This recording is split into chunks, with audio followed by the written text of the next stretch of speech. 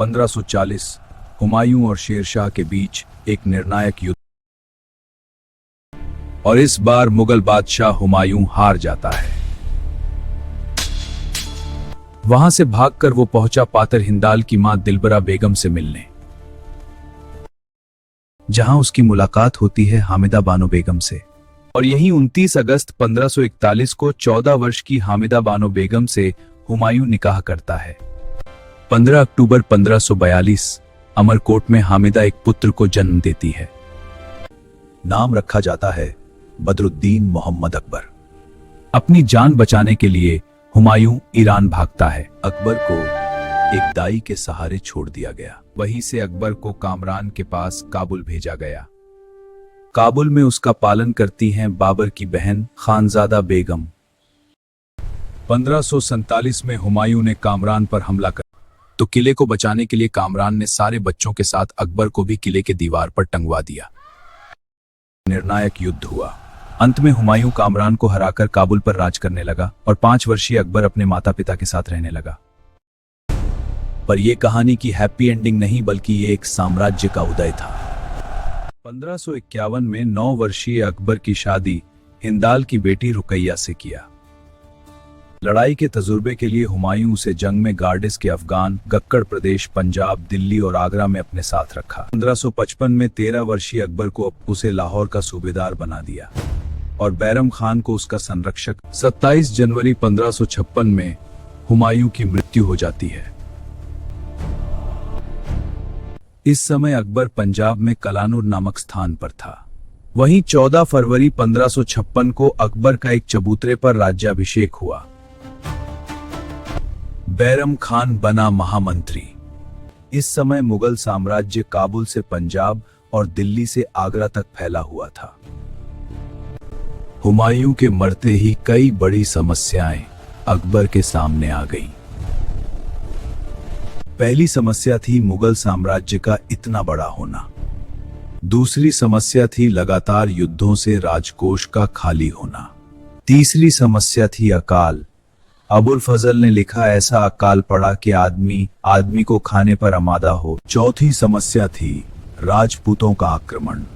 पांचवी समस्या थी हेमू, आदिल खान और इब्राहिम का दिल्ली और आगरा पर आक्रमण। छठी समस्या थी अकबर के भाई हामिद का काबुल पर कब्जा। अब अकबर सिर्फ 14 वर्ष का ही था और लोगों का विद्रोह बढ़ता जा रहा था, जिससे पूरा प्रशासन ठप पड़ गया। ये एक साम्राज्य का उदय था। अकबर ने डर को सत्ता बना दिया। आदिल खान को बंदी बनवाकर अकबर ने सभी में अपना भय बनाया। हेमू को पानीपत में हराया और दिल्ली, आगरा, पंजाब बचाया। सिकंदर और अपने भाई से काबुल बचाया। राजपूतों से उदार वैवाहिक संबंध बनाया, जिससे उसने अपने दुश्मनों को भी दोस्त बना लिया। विद्रोह बढ़ता देख उसने बैरम खान को महामंत्री से हटाकर स्वतंत्र राज्य स्थापित किया। 18 वर्ष का अकबर अब इकलौता और स्वतंत्र सम्राट बना और अकबर ने शुरू किया युद्धों का कारवां। युद्ध दर युद्ध और तलवार के दम पर बनाया अखंड मुगल साम्राज्य।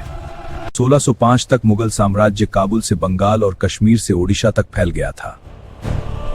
पर सवाल अब भी वही, क्या मौत का तांडव करने वाले राजा को महान कहना सही है, या और कुछ है जिसके कारण उसे महान कहा गया है? जवाब है दीन इलाही। दीन इलाही अकबर का बनाया एक धर्म था जो अकबर की धार्मिक समानता की सोच को बताता, जो उसे उस समय के सभी शासकों से अलग और महान बनाता है। दीन इलाही के 14 नियम थे, जैसे ईश्वर एक ही है, अकबर उसका अनुयायी, मांस खाना निषेध और 14 वर्ष से कम उम्र की लड़की से विवाह निषेध, पूजा पद्धति की आजादी, मरने के बाद चाहे तो जलाओ या दफनाओ, और बीरबल भी इस धर्म के अनुयायी थे। इस धर्म से अकबर ने सबको एक समानता देना चाहा। यह धर्म उस समय की सोच से बहुत आगे था, इसलिए धार्मिक अनुयायियों ने उसका जमकर विरोध किया। अकबर ने लोगों पर यह धर्म थोपा नहीं, बल्कि इसके बजाय उसने लोगों को धार्मिक आजादी दी। स्टैनली लेन पूल ने लिखा, दीन इलाही से अकबर राष्ट्रीय एकता स्थापित करना चाहता था।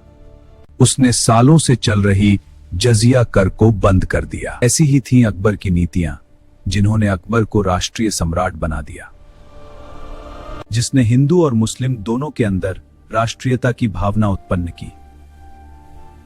धार्मिक एकता, सामाजिक एकता और सांस्कृतिक एकता। इसी को देखते हुए केटी शाह ने लिखा, अकबर इतना महान इसलिए था क्योंकि वह पूर्ण रूप से भारतीय बन गया। उसकी अद्भुत प्रतिभा ने भांप लिया था कि हिंदू और मुस्लिम दोनों को मिलाकर एक राष्ट्र बनाया जा सकता है। इसलिए उसने दोनों को समान नागरिकता और सरकारी नौकरी में अवसर देकर जातियों को राष्ट्रीयता के सूत्र में बांध दिया। आरपी त्रिपाठी लिखते हैं, take all together it is safe to say that Akbar is the greatest king of all time. Akbar इसलिए महान नहीं था कि उसने कई युद्ध जीते, इसलिए महान था कि उसने भारत जैसे विविध देश को एक साथ रखा। सत्ता बहुतों के पास थी, लेकिन महानता सिर्फ अकबर के पास। Thanks for watching. अगर आपको ये मुगल इतिहास पसंद आया हो तो लाइक करें, शेयर करें और ऐसे इंटरेस्टिंग कंटेंट के लिए चैनल को सब्सक्राइब करना ना भूलें।